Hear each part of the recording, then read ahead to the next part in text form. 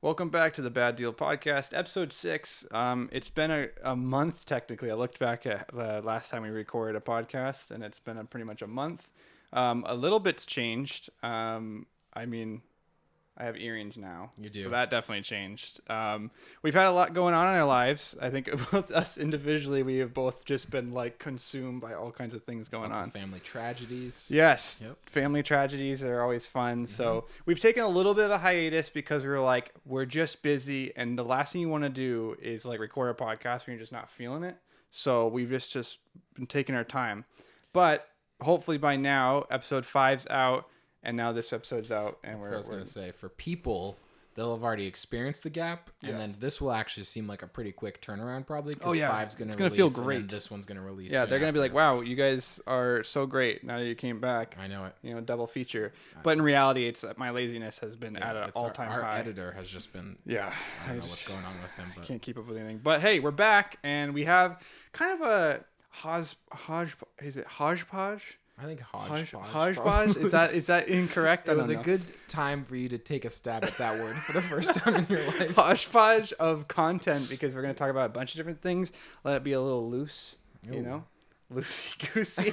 I'm using really weird words today. All right. Anyway, though, I'm going to let you take this one. That's because probably a good idea. I am already falling apart. Yeah. I'm back to episode 1 of this Yeah. podcast where I can't function. So I think that the initial thing that we want to talk about is obviously Lord of the Rings is right around the corner. Maybe already out by the time this comes out. It will definitely maybe be out. Yeah, it's almost probably already out at this point. So that should be fun. But a big part of that is serialized cards. There's a couple of different categories there. Yep. We have the One Ring, which will have a one of one, which is already bounty on that card for like $1 million. Yeah, it has gone as at this time it's $1 million. I have no idea if it'll be higher. It will very likely, when it releases, if it gets sold, will be the most expensive Magic card. Yeah, ever one way or sold. another, it's gonna have to be. Even if this like $1 million thing is kind of bullcrap, Yeah, it's gonna go for $500,000 at least, in my opinion. At this I would point, say it's a which hundreds of is Black Lotus. Was it sold? I think the highest that Black Lotus sold was like 150 or 200. something like that. This ring will likely destroy many record or mark that Black Lotus has set. But it's not just the one of one. Yeah. There's also 3 different types of soul rings, which I probably should have looked in. One's like Elf or something. I'm not a Lord. Okay, of the Rings I guy. can explain what they You are. wanna go through these? So there's a bunch of rings. Elves. Okay, the rings were made for each race, or there's like a bunch of several rings made for each race. So like elves got a bunch, men got a bunch, Yep. dwarves got a bunch. And then there was the one ring that ruled them all, and that's the one ring that we're talking about. So these soul rings are all of those rings. And I know It's different. 1 to 900, 1 to 700, Yeah. and then one of them is numbered to 300. I'd have to get clarification on which one was which. Again, I'm not a Lord of the Rings guy, but I think for this discussion you don't have to be, because the thing that we're talking about is serialized cards in Magic is not something that we've seen before, at least not like this. Mm-hmm. And so, I'm trying to get your general thoughts on that added aspect, like in terms of from a collecting standpoint. Yeah. That creates a lot of value when it's numbered. I'll collect sports cards on the side. Yeah. That's a huge thing. The one of ones, very valuable. Oh yeah, So- depending on what number you get, it definitely changes the price. I do have it up now. Yeah. So we have the two elven soul rings, the 2 dwarven soul rings, and then the 2 human soul rings. So the whole thing was there's 3 for the elven kings, 7 for the dwarf lords, 9 for the mortal men. It was a whole thing. Gotcha. But anyway, we're not talking about the Lord of the Rings lore today, so we'll just focus on the serialized money cards. Much to your chagrin, I'm sure. Exactly. So that's a So- word that applies here. 3,000 non-foil versions. These are the serialized. Oh, I didn't realize that those were serialized. 300 double rainbow foil serialized. This is just for Elven. For the Dwarven, there's 7,000. Okay. And then for the non-foil. And then 700. And then again for human, 9,900. Okay, Gotcha. so it's a lot of cards. Do you want the dwarf elf? Which one's the 300? Probably the most rare one would be the elf. Elf. one. Yeah, because it's So elf, 3,300. rainbow, double rainbow, foiled, all Yeah. the fancy, made with real silver. That's the one that you're chasing, because that's the one that's going to be numbered to 300. And I think I can speak for myself, but let me ask you this. If you tomorrow, which that would be crazy, it hasn't released yet, but let's say that when you're opening the box, you get one of these that's numbered to 300. What's your immediate next step? What's my immediate step when I inevitably get one of You these see cards? one of these and you're like, ooh. In my one collector booster box that I You're like, bought. I'm gonna play that Soul Ring. Probably. It's tough. It's tough for me because I'm such a hardcore fan of Magic that one half of me is like, I absolutely want to play this card in my deck. But I think like with chase cards, it's tough because it's like, I don't need this, and I would love to put a down payment on a car. You know what I'm saying? Or maybe even pay my mortgage for free 1 month. You know, like it's just like there's a lot of money there that I'm just like, I don't know if I could feel comfortable holding on to that and be like, I could definitely do a lot better things with this than just play this at, you know, my Monday night game with my friends and just, you know, flex on you. It's not even a competitive advantage, you know, No, like some it's just other a Soul expensive Ring. cards. It's just like, the base version's $1.50, might get up to $5 again someday. But yeah, that's the toughest pill to swallow for me. Yeah. Is that's one thing if it's like, I'm going to go out and I'll buy myself the Mana Crypt or whatever for $100. And that's a very expensive card for us. But like, it's also an irreplaceable card where I can't just turn around and buy a $1 artifact to slot into that same spot and have that same effect. Yeah. With the Soul Ring, it is sheerly collectability and rarity that boosts its value. Yeah. Which I don't think is a bad thing as a whole for the community. Yeah. Because I do think that'll open this door to other, you know, potentially even non-Magic players who are really big collectors. Yes. To purchase more of the product. Which is, I think, why the 1/1 ring is so popular, because it's like, it's not going to be $1 million because Magic fans like it. This is like a collector thing. Yeah. That collectors are going to want to have their hands on as well. Because Lord of the Rings. The whole other level too, where it's like, in addition to it being a big card for Magic, like, and a big card for Lord of the Rings, it's also, I believe, the first ever Magic the Gathering 1 of 1. So if you are an avid collector of collecting things, especially in this sort of hobby, this is a very unique card, not just for the history of like, you know, Lord of the Rings and the lore, but for the history of like the game itself, because we've never seen this before. It's weird. It's a kind of a weird feeling, I think, because like I kind of thought that we had the end of the most expensive card days, right? Like I think if you asked me in the last year, I would have been like, oh, Black Lotus will always be that card that it's the most sought after card, because even like, I don't know, there's that one card, 1999 World Championship card, where it's like, there's never been any more of them made, but like, I don't think it went for $1 million. I think it went for like probably less than what Black Lotus went for, but that was a card that was only one of that made, and only one person could have gotten it when they won in that World Championship. And so I think there's cards like that you'd think would be high value, but I think it takes a very special card to get to what this one's at, which is only possible when it's such a famous, like freaking most famous fantasy book ever. And then on top of that comes with a huge franchise series, movies or whatever, where those even sort it into the mainstream even more so, right? Because like I grew up with those movies, so I didn't read books a lot as a kid. Certainly wasn't reading Tolkien's books at that time. A lot of kids are, and that's fine. That's great. But for me, I was a movie guy. So it was like, even then, that it has such a large reach. And then you throw that into Magic the Gathering, where it's like so perfectly fitting.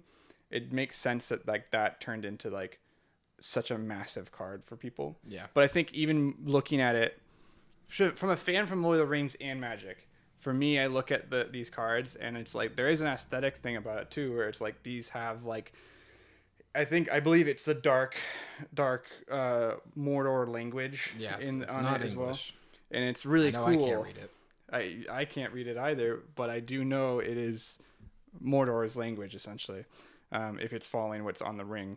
So it's cool.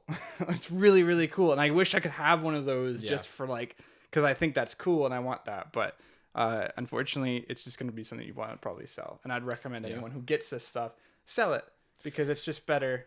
It would be, I mean, and to me that's like, that's easy for the 1 of 1. But like, if you get one of those cards where it's like, okay, this is numbered to 900 and it's still just a Soul Ring, even if it's selling for like $80, it's hard for me to justify in my head where it's like, I can keep this card, or I can go buy 4 Consecrated Sphinx, and now I just get to add this very powerful effect into every blue deck that I have.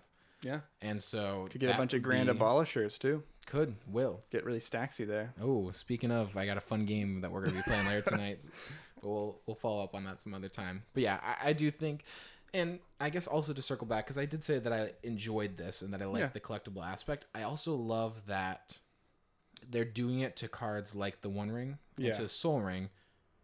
That Super there's flavorful. it doesn't exactly it doesn't take away that aspect of like, you know, that pay to win that sometimes you Yeah. feel when you're playing Magic, where you're like, yeah, I'd love to play Ancestral Recall, but Yeah. it's tens of thousands of dollars and no one's going to pay that for the card. This is like ups that resale value, so there's stuff to chase within the set, Yeah. but also makes it so that if I then want to sit down and play the game, I'm not like, Well, that new metas card, you that can everyone's get gonna it. run You it. can get it in its many other versions. So I Yeah. think this was probably the best. I don't know. I think anyway, and this is why I think a lot of fans are fine with this, is because it doesn't gameplay doesn't change a thing, yeah, but collectability and fun and a little bit of like dopamine from when you're opening these packs. Absolutely, that's the only thing it changes. It's a really good marketing move from Yeah. Wizards, and of course, like I don't know if they truly just put it in a random pack somewhere or if it's a little bit more curated. I have no somehow idea. Post Malone's the one that opens. Yeah, it. I mean, like, I don't know. I'd be really interested to see who opens this. I think that's the most interesting thing to me. If it's some random player it's who probably just, me. I'm thinking. honestly, like, if one of us opens it, it'll be really interesting. It'll certainly be sold before I tell anybody If about I get it, it. I'll give you $50. Thanks, man. I was And thinking, you, Keegan. I was thinking about like, do I owe my friends a little bit of money since I would have never been playing Magic without them, and I would have definitely- never ended up with $1 million. When you say friend specifically, you mean me, who introduced you to The Magic, one that and the answer is yes. See, this is where it gets down a dangerous road. How many people do you owe money? Yeah. No, yeah. And then you're like, okay, well, then it's also our friends Todd and Colby. Yeah. But then it's also technically their parents who birthed them. So then you just realize you have to pay everybody you know. Yeah. And it's just tough. So No, anyway, no. I feel probably very similar to what you're feeling. So Yeah. I don't really have a problem with serialized cards. Yeah. I don't think the community has a problem with it. I think that it's a little bit sad to see the products get a little bit inflated from it, but That I is think what that's I was about the gonna- only con that I can think of And at that's, this point.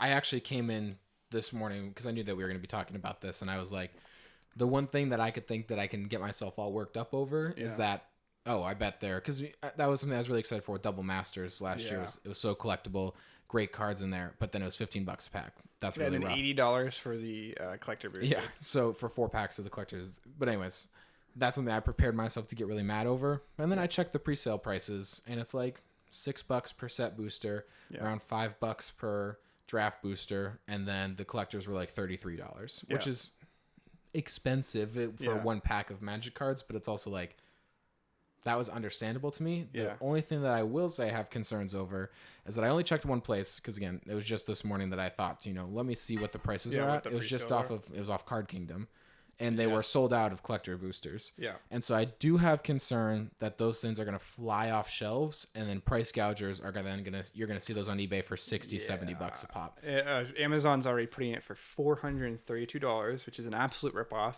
I got mine for $375, which is for the for the box, collector booster box. which is how many packs? It's like 8. 4.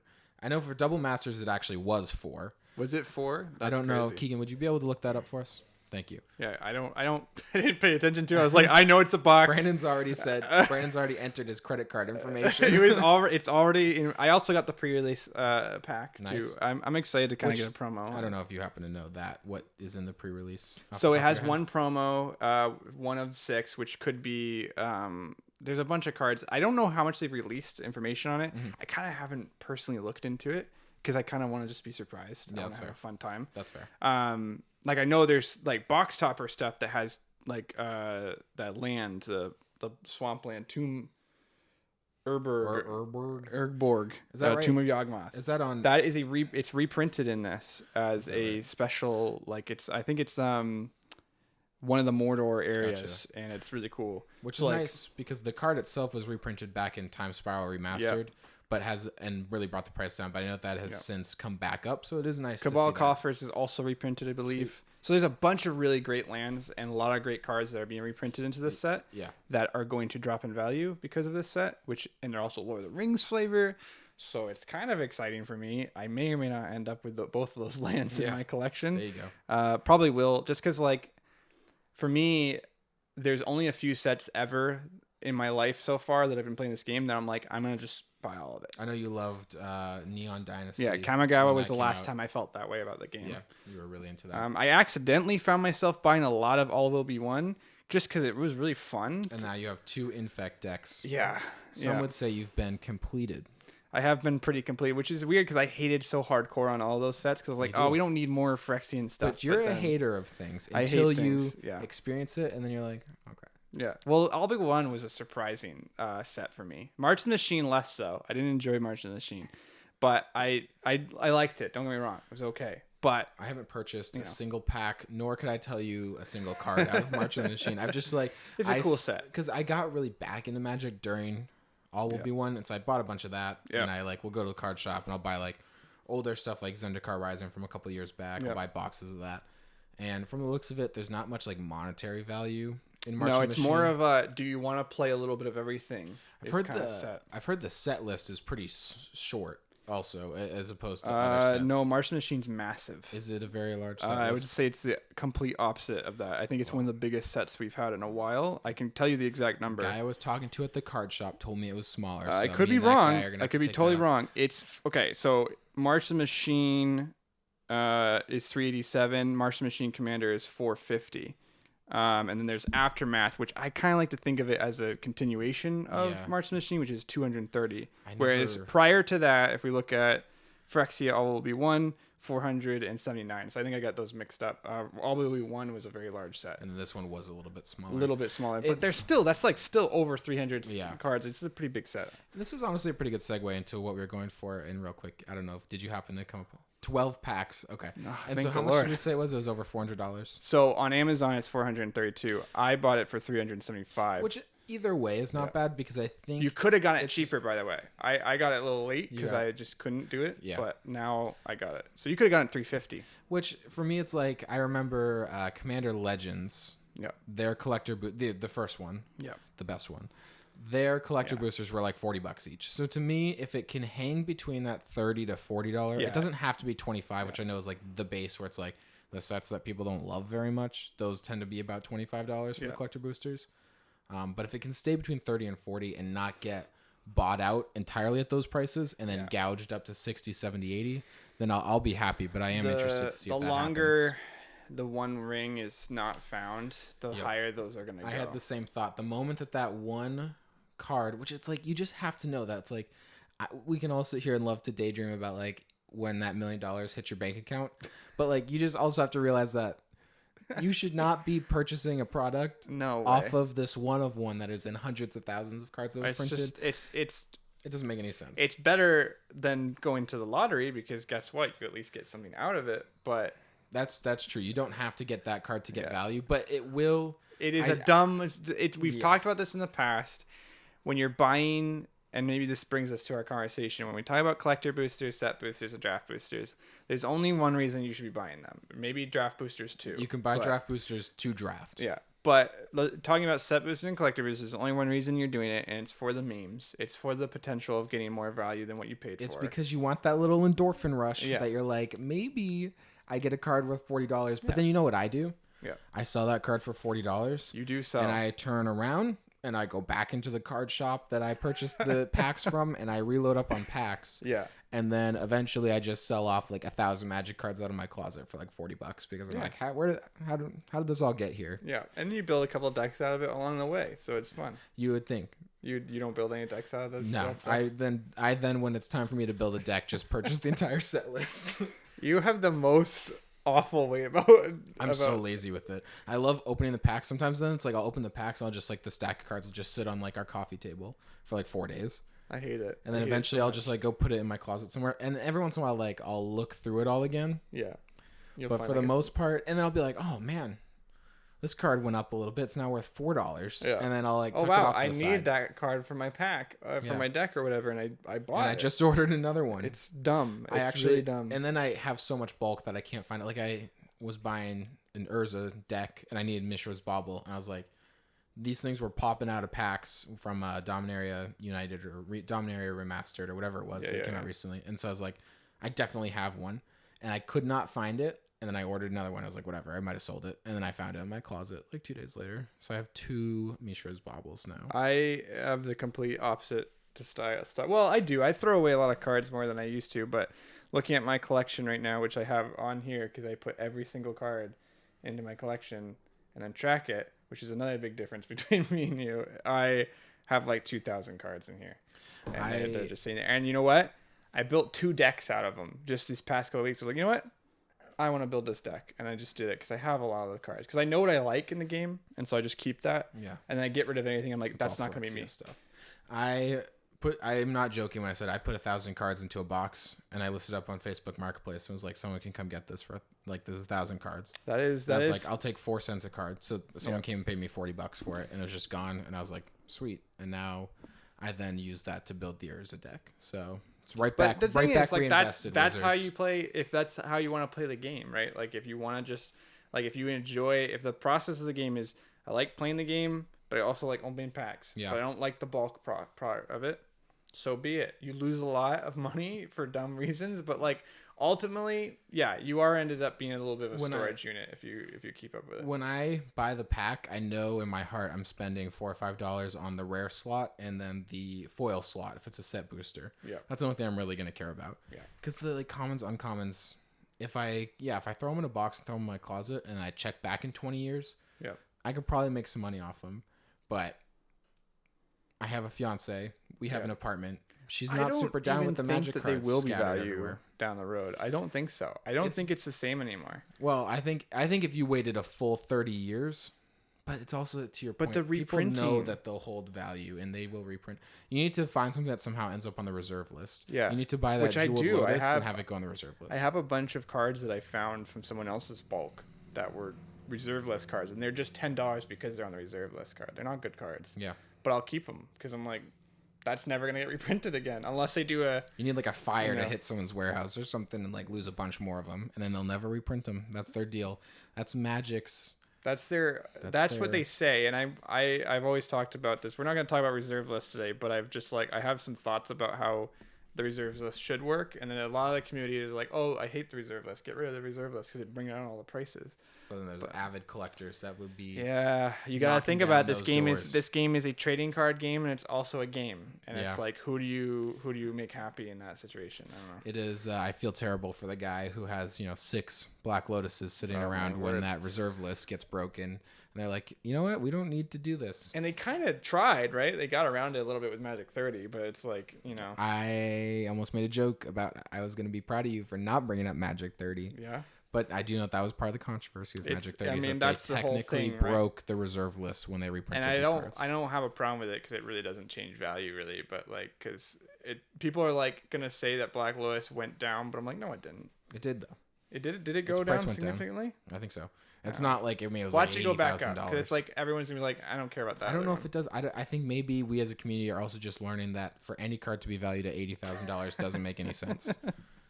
Okay. What are you doing with that card? That's fair. That's something I'll. That's why you get rid of the 1/1 ring fast, so that someone doesn't think twice after they pay $1 million for it.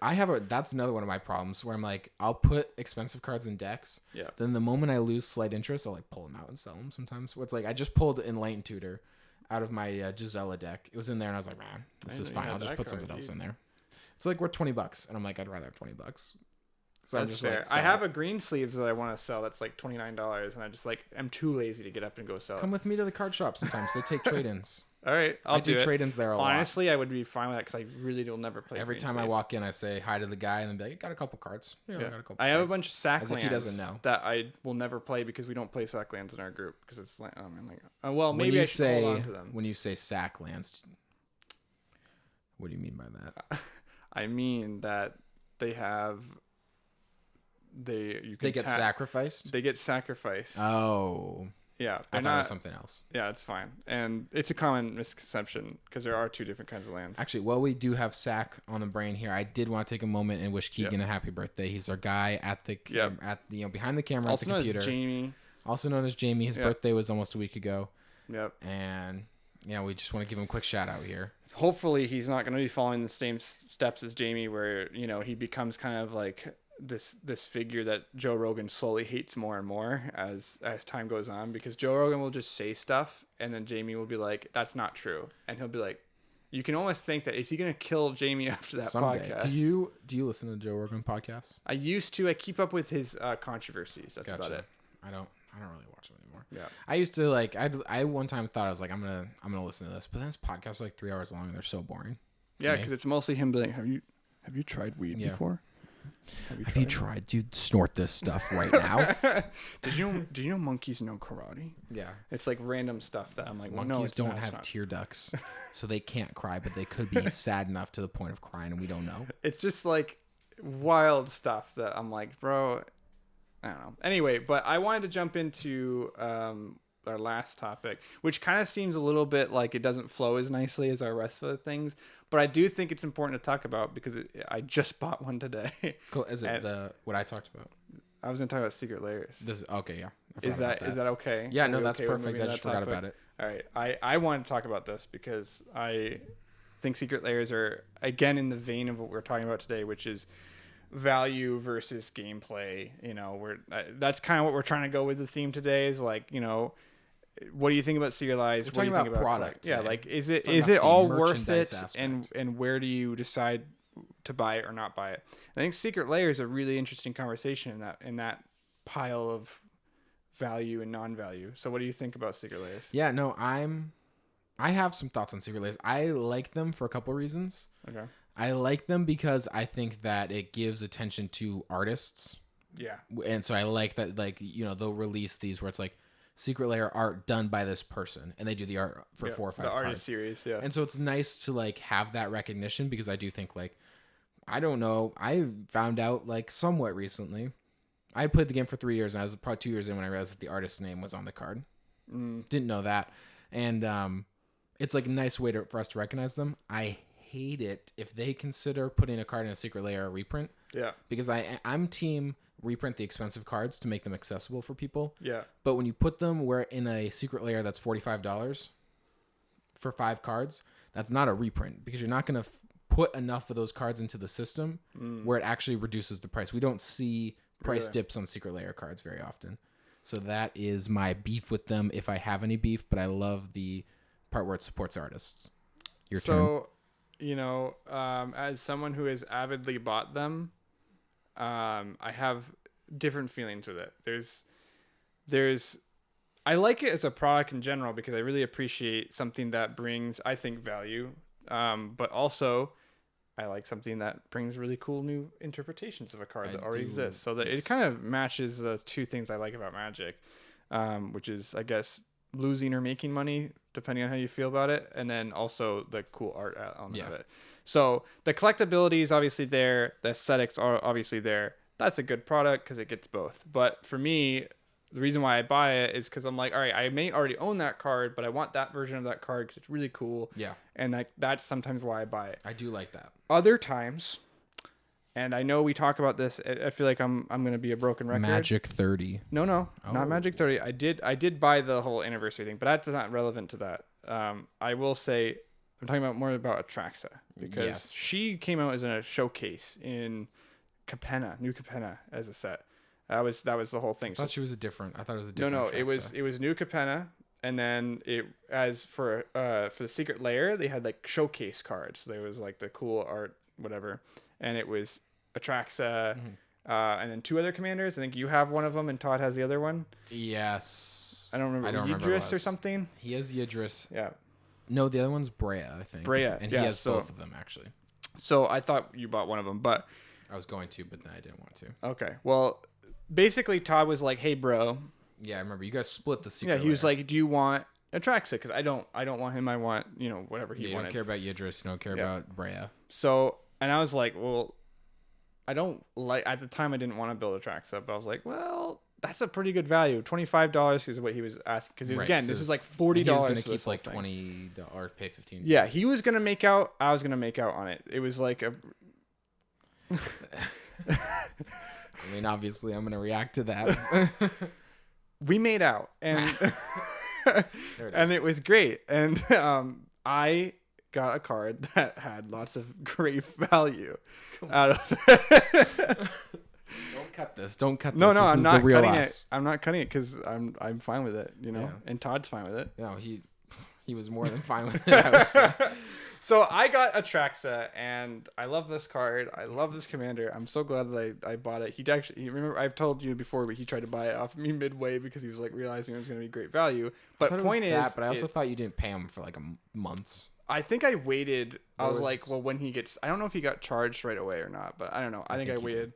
But anyway, I paid for that and got the card. Not only is it a really cool version of Atraxa, but it is now worth way more than a traditional Atraxa. It was a good investment. So, and if I had decided to sell it, which I never will because I just like it, if I decided to sell it during its peak time, which was All Will Be One, which just happened to come out and it worked out really well, that would have sold for like $90. So you do the math; it's a pretty good profit day for me.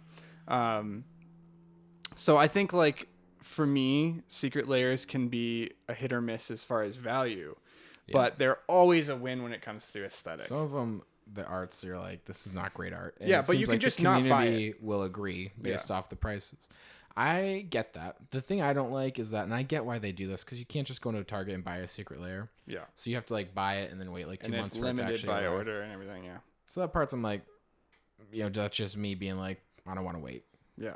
But it's a cool product, and I do like the custom art.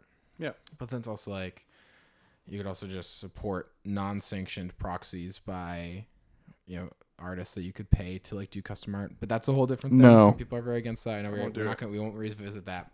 But that's my thing. That's my thing a little bit. I understand what you're saying. Put the money saying. right to the artist. Like it's basically like you're paying. I don't know. Instead of buying a Yeezys, you're buying a fake, whatever, and then you're like, because the actual Yeezys were basically shoes that you could copy, right? Yeah. And so a bunch of people would be walking around with these fake Yeezys, and I'm like, oh, it looks the same. But in Secret Layers are like, if fake Yeezys, if Kanye was like, yeah, those are okay. Yeah. And so then they're like, oh, these aren't fake anymore. Yeah. These are real. That's like you can just make different because it is versions like of them. it's just proxies. Yeah. With custom Well, art. it's just different art. It's not even like it's just literally different art. Everything's a proxy, and I don't want to go down this path because then I think we'll wind ourselves in circles. Oh yeah, we'll go right back to that classic situation. But talking about it, if you forget about all the things, like if you're actually interested in this, which I think even proxy artists sometimes are a little bit outclassed by these Secret Layers. I think there's some really great artists that have been on this. Yes. Personally, I've gotten some stuff from artists that I love. There's certain IPs that a proxy artist can't touch. Arcane, I actually have the box right over there. That is one of my favorite Secret Layers. It's off camera. Yeah, you can bring it on. Show everybody it. Yeah, here we go. That bad boy right there is from the Arcane Secret Layer combo, and it's really cool. Like I really really loved. I love this whole set of cards. I don't know if you guys have watched Arcane. League of Legends is a whole different thing. I've never heard of it. League of Legends, I don't even like League of Legends, but I do like the show Arcane. It was really really good. It's on Netflix. It was on Netflix, yeah. It was. It is actually. Okay. Yeah, it's a Netflix original. Maybe so I'll watch it. Maybe I'll watch it. It's pretty good. It's very well animated. It took a long time for them to put together. I really appreciate that stuff. So like for example, we could talk about Spider-Man, right? The new movie that came out. I would love a Secret Layer, right? Would it be super weird? Probably, but I would love to see that. There's a lot of when I think of people that were really mad when like Warhammer came over and like the crossing over of IPs. Yeah. Those people always use the example of, I feel like every time they're like, what about like a Magic Thanos card? They like get really mad about Marvel coming over. Which won't happen unfortunately because Marvel has because it would be so expensive probably. Well, Marvel has Snap, they have their, so they. I thought that was all digital. It is digital, but I think they're trying to like make their own path, which would rival against Magic Arena or whatever. I'm gonna boo, but if Disney does want to sponsor us, we then we would take a sponsor. We'll walk away from Magic entirely if Disney wants to sponsor us. We'll go right to I'll talk about Spider-Man's costume and like the way that it's fit the different groins of the different actors that have worn the Spider-Man. Yeah, who wore it best, like groin-wise. Groin-wise. And right off the bat, I'm like, probably Andrew Garfield. But I was thinking Tobey Maguire, but maybe I'm just biased because Tobey Maguire is, kind of a Giga Chad in a way. Andrew Maguire's. Nope, that's a mixture. Maguire. That's a different dimension. That's for the next. Andrew Garfield's a very handsome man. You think Andrew? I think so. So I was talking to my wife about Big this. time. That Andrew Garfield is a unconventionally handsome man. Unconventionally. I think that there are actors that you're like, for example, I think Adam Driver. This is so off topic, but I'm gonna go with this. Adam Driver, he doesn't look attractive, right? but he is. Ooh, Yeah, I'm not. and especially when he comes in with his voice and he's like the grocery aisle is down to aisle 5. But you might just like be everything's a voice very guy. deep. I don't know. His voice is pretty nice, but he also his abs. He's like super wide. I've never seen him without a Yeah, shirt. so Kylo Ren takes off his shirt at one point Gotcha. in I think it's Last Jedi, which is probably the only scene I yeah, remember. you're like, and probably it was in Last Jedi. I think about 56.5 minutes. yeah. Huge, wide, boom. He's like He's looking good. right. It's like really funny. It's great. Yeah. Also, he's a great actor, but that's a whole nother Yeah, thing. but I feel like in some So ways, I don't maybe know. they're I felt attracted that to his way with talent. Andrew Garfield. I feel like they're I like think Andrew Garfield. I would even go. I think he is maybe conventionally attractive. he's closer to that path. I think. Have you ever seen Hacksaw Ridge? And I know I'm Yeah. gonna bring Oh, us he way is off. pretty. But he's very cute. good in that. Is he more cute He's or is he phenomenal attractive? as an actor in that movie. Either Yeah. way, Yep. you should watch Hacksaw Ridge. Yeah. Very violent, but if you can get through that, then you're good. It tells a great story. Yeah. I think that we should probably wrap this up. Yeah, I think we covered what we want to talk about, and now we're talking about And more. celebrity crushes. Yeah. So let's close out with that then. What is one celebrity of the same sex that you would be That I'm in love interested with. in? Yeah. Well, we're obviously gonna exclude Ryan Reynolds because I think he's every Everyone gay man's just says dream. Ryan Like Reynolds. it's just too easy. Man, I literally talked about this yesterday, and now I'm struggling. 'cause I've I'm got worried. one that I popped up. I've never said this or Do thought it. about this before, but now I'm thinking about it. I was like, yeah, it's probably him. Hugh Jackman. Very handsome man, gorgeous singing voice. Yeah, I mean, that's a good one. He's a very talented individual, very that's a handsome. really, really good pick. Thank you. Man, and I'm mad because I don't like. I have so many flowing through my brain. Yeah, the and moment that we stop recording, you're gonna be like, oh yeah, that was a good option. man, It's Chris Evans for me. Chris Evans. Evans. That would be Keegan's pick. You and him have a lot. He's Captain honorable. America. He is you all and him very are very similar. patriotic. There's something about the two of you that's very similar to me. You would make clone children. You would. In off movie interviews, his personality's really cool. Like, he's Oh, a really nice guy. very goofy. Yeah, and like jokes. Yeah. Okay, I'm gonna go with this one because I can't think of any of others, and he just popped in my brain. I was like, oh, that's really attractive. Liam Neeson. Really? Oh yeah. Isn't he like in his 70s now? Yeah, but like, look at him. Look at him in his 70s. No, He's he- hot. uh, Like he looks pretty good for being an old man. I think my takeaway from this discussion is that you're attracted to like talented people because you've yeah. chosen all your Respectable individuals people. are people that like are great actors and have particularly acted very well in specific roles that I know you Yeah. care about. Yeah, So I'm wondering if that it definitely plays a part. People I respect. I'm like, also very. that's attractive. why I'm like, let me get after Wolverine, but also the Greatest Showman guy I mean, you have to respect Hugh and Jackman. and Les Mis, whatever his character's name is in that. Well, I hope you enjoyed this Magic the Gathering podcast because we definitely. I mean, 90% of it was Magic We the should Gathering. we should change But the also, podcast like, name. Podcasts are fine. It's a bad deal podcast. We can talk about whatever What the about fuck we we want. call it MTG Plus? Plus, like Disney Plus. Would we get sued for that? No, they don't own they could Plus. they could sponsor us. You're like math book, like You know, like how HBO had like HBO Max Plus, now they're just Max though. Super Max. You Yeah, know, they don't have have like 4 Plus. different streaming services. We could be Disney Plus's other streaming service, Oh, they should own us. MTG Plus. I'd sign a thing right now. If they're they were like, all right, we want you to just talk about Magic the Gathering and other things. I would sign off also being like, and if there's an afterlife, you'll worship us. You'll worship Walt Disney. He was You a would pretty say- bad guy. Yeah, he was. I mean, if you're into that, that's No, fine. But I no, don't want to no. associate myself with Right, fascists. Are we cutting this part? No, because we need to still do an outro. Yeah, Let I'm me gonna do it. say. Let me do it. You want Let to me say do it. goodbye? Let me Okay, do you it. do it. Everyone, thanks for watching. If you're watching on YouTube, make sure you click like, subscribe. You can rate us on Spotify, and also is it called following or subscribing? You can on follow Spotify? on Spotify. Follow us on Spotify too. And thanks for listening.